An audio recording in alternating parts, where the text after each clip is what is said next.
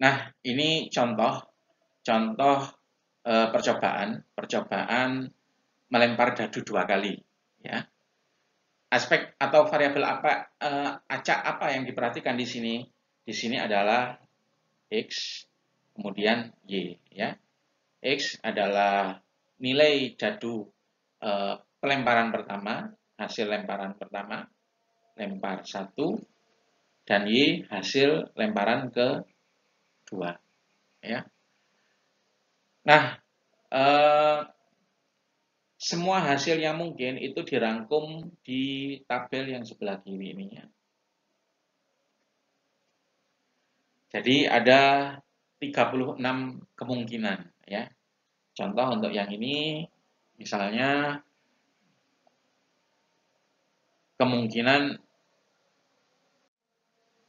untuk yang ini, ya, hasil di mana pelemparan pertama mendapatkan 3, pelemparan kedua mendapatkan 6.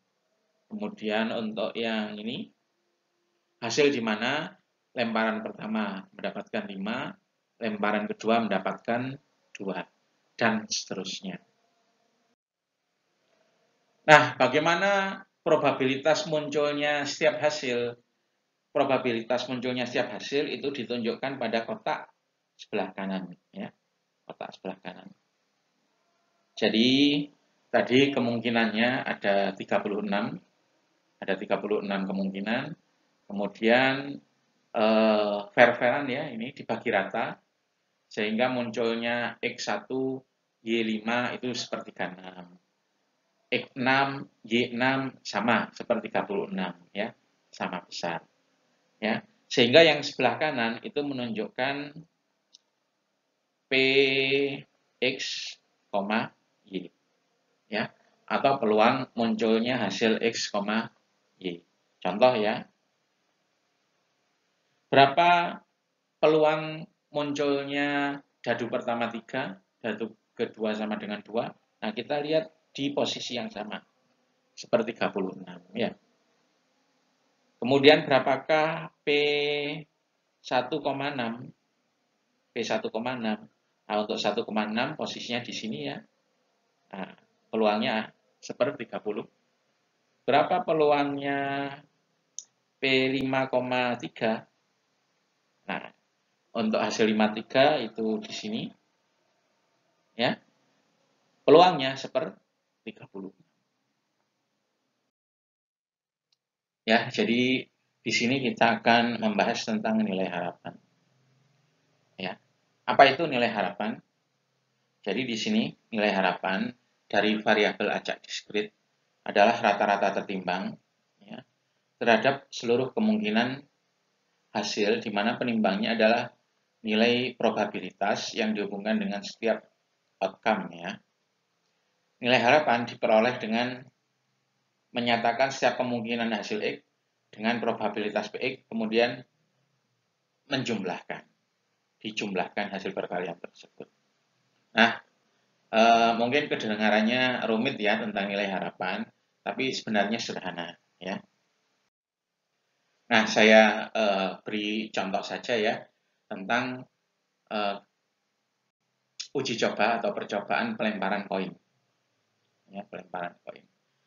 Pelemparan koin itu hasil yang mungkin adalah angka atau gambar, ya. Kalau misalnya angka kita nyatakan dalam bilangan, misalnya kalau keluar angka itu 0, gambar 1. Nah, di sini ada dua nilai yang mungkin, ya, yaitu nilai 0 untuk menunjukkan angka, 1 untuk menunjukkan gambar. Untuk bilangan biasa, kita bisa menghitung rata-ratanya, ya, bilangan biasa. Kita bisa menghitung rata-ratanya.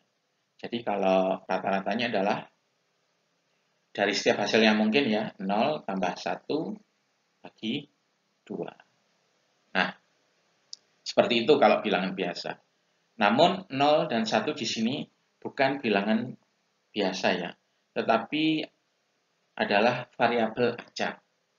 Variabel acak selain punya nilai, dia juga punya probabilitas kemunculan. Ya. Jadi di sini selain 0 ada P0. Ya. Selain 1 ada juga P1. Jadi P1 itu berasosiasi dengan nilai 0. Maaf, P0 berasosiasi dengan nilai 0, P1 berasosiasi dengan nilai 1. P0 adalah probabilitas munculnya hasil 0. P1 probabilitas munculnya hasil 1. Ya. Nah, karena itu ada faktor probabilitas juga. Sehingga kita tidak bisa menghitung rata-rata. Ya, rata-rata. Dengan cara yang biasa. Kita harus mempertimbangkan juga apa? Nilai probabilitasnya. Nah, anggap saja untuk pelemparan koin itu probabilitasnya sama besar ya, 50-50. Jadi P0 itu setengah. Kemudian P1 juga setengah. Nah, antara peluang dengan nilai hasilnya itu kita kalikan. Kita kalikan ya. Setengah kali 0 sama dengan 0. Setengah kali 1 sama dengan setengah. Nah, kita jumlah sama dengan setengah. Nah, inilah nilai harapan itu ya. Nilai harapan. Jadi nilai harapan dari variabel acak atau variabel acak pelemparan koin adalah setengah. Oke, coba kita bahas contoh yang lain ya. Misalnya percobaan pelemparan dadu. Ya. Nilai yang mungkin adalah 1, 2, 3, sampai 6. Ya. Berapa rata-ratanya dari 1 sampai 6 tadi? Ya, tinggal jumlah. 1 plus 2 plus 3 dan seterusnya sampai 6 dibagi 6. Namun, Anda ingat bahwa di sini 1, 2, 3, sampai 6 itu tidak mewakili bilangan biasa, tetapi mewakili bilangan atau variabel acak ya, hasil yang mungkin dari suatu variabel acak. Jadi selain ada nilainya, dia juga mempunyai probabilitas terjadi. Ya, probabilitas terjadinya. Jadi hasil 1 probabilitasnya sebanyak P1.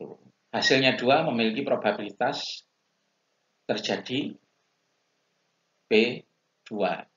Ya, kemudian untuk munculnya hasil 3, probabilitasnya adalah P3 dan seterusnya. Ya, sampai P6. Ya. Nah, anggap saja bahwa probabilitas munculnya hasil tertentu itu merata ya, merata. Jadi probabilitas munculnya 1 1/6, 2 1/6, 3 1/6. Ya. Kita tulis di sini probabilitasnya 1/6, 1/6, 1/6, dan seterusnya sama sampai 1/6. Ya. Kemudian kita kalikan ya nilai yang mungkin muncul dengan probabilitasnya, dengan probabilitas kemunculannya, kita kalikan ini, nah 1/6, 2/6, ya, 3/6, dan seterusnya. Terus kemudian ini yang terakhir 6 kali 1/6. Nah, ini kita jumlah semua dari atas sampai ke bawah. Itulah nilai harapannya. Jadi nilai harapan itu sebenarnya analogi ya, agak mirip dengan rata-rata. Hanya saja kalau rata-rata itu berlaku untuk bilangan biasa. Ya. Nah, untuk variabel acak, ya, nilai yang mungkin itu tidak bisa dijumlah terus langsung dibagi begitu saja ya. Karena untuk setiap nilai yang mungkin itu ada probabilitasnya. Jadi kita kalikan dulu nilai yang mungkin dengan probabilitasnya, terus kita jumlah semuanya, itulah nilai harapannya.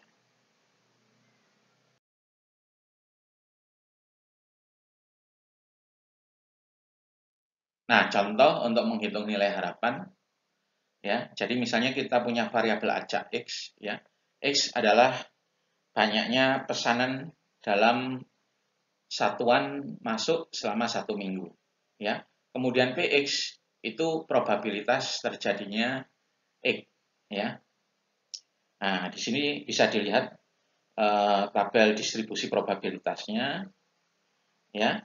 Jadi X itu bisa memiliki beberapa kemungkinan nilai, yaitu 0, 1, 2, 3, ya.